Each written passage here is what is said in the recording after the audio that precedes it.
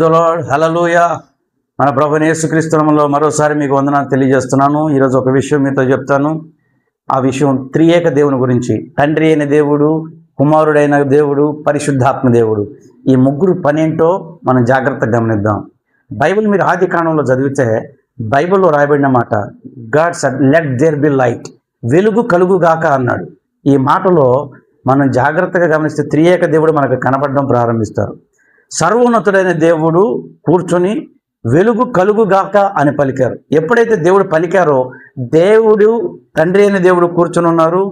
దేవుని నోట నుండి ఒక మాట బయటకు వచ్చింది. ఆ మాటే యేసుక్రీస్తు ప్రభు. ఆదియందు వాక్యము ఉండెను, వాక్యమే దేవుడై ఉన్నాడు. ఆ వాక్యం దేవుని వద్ద ఉంది. దేవుని నోట నుండి వచ్చిన మాటే యేసుక్రీస్తు ప్రభు.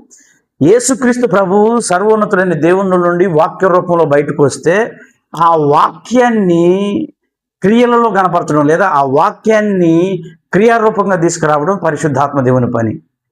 అదేవిధంగా సృష్టి యావత్తు మనం గమనిస్తే త్రియేక దేవుడు మనకు చక్కగా కనబడతారు. ఇప్పుడు మనిషి జీవితంలో మనం గమనిద్దాం.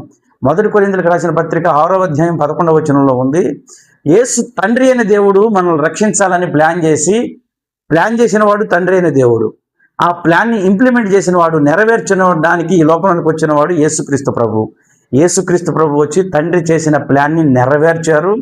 ఆ నెరవేర్చిన ప్లాన్ని స్టిల్ ఇప్పుడు కూడా మనలో కొనసాగింపజేస్తున్నవాడు పరిశుద్ధాత్మ దేవుడు. అక్కడ రాయబడిన మాట ఏంటంటే, మనం నీతిమంతులు ఎలా అయ్యాము అంటే యేసుక్రీస్తు చేసిన త్యాగము, పరిశుద్ధాత్మ దేవుని సహాయంతో కలిసి నడవడం.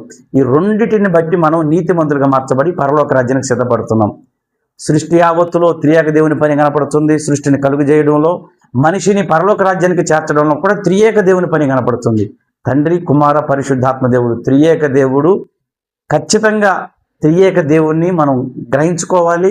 ఎవరెవరి పాత్ర ఏంటి అనేది మనం చక్కగా గ్రహించుకుని, తండ్రి ఏం చేశాడు, కుమారుడు ఏం చేశాడు, పరిశుద్ధాత్మ దేవుడు ఏం చేశాడు, ఇది పరిశుద్ధాత్మ దేవుని కాలము గనుక పరిశుద్ధాత్మ దేవుని సహాయముతో యేసుక్రీస్తులో ఎదుగుతూ తండ్రిని సంతోషపరుస్తూ పరలోక రాజ్యానికి చేరదాం.